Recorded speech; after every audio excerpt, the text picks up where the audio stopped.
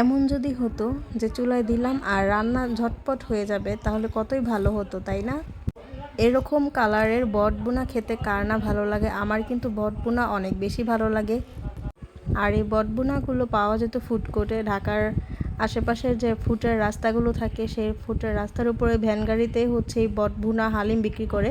তো ওইখান থেকেই হচ্ছে আমি সবসময় বটবুনা খেতাম। আম্মু যখন বটগুলোকে পরিষ্কার করতো তখন অনেক বেশি নাক ছিটকাইতাম যে এগুলো আমি জীবনেও ধরবো না। আর এটা এত বেশি পছন্দ হয়ে গেছে যে ঘিন পিচ সব বাদ দিয়ে হচ্ছে এবার আমি পরিষ্কার করতে লেগে চলে গেলাম। তো আজকে হচ্ছে বটভুনা করব, এই জন্য গরম পানিতে প্রথমেই হচ্ছে এটাকে ভালো মতো সিদ্ধ করে নিয়ে এরপর চামচের সাহায্যে বটের যে উপরে কালো ময়লাগুলো থাকে সেগুলো ফেলে দিলাম।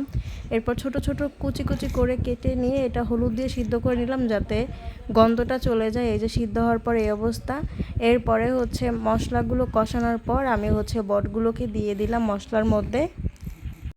আর এই বটগুলো যত বেশি ভাজা হয় তত বেশি মজা লাগে। আর এইটা হচ্ছে আমি 2 দিন ধরে রান্না করব। তো প্রথম দিন রান্না করার পর আমি বক্সে করে নর্মালে রেখে দিয়েছিলাম। এরপর আজকে আবার এটাকে গরম করে একদম ভেজে ভেজে করে ফেলছি। এই যে ভাজা ভাজা করার পরে হচ্ছে এটার কালারটা এত বেশি সুন্দর।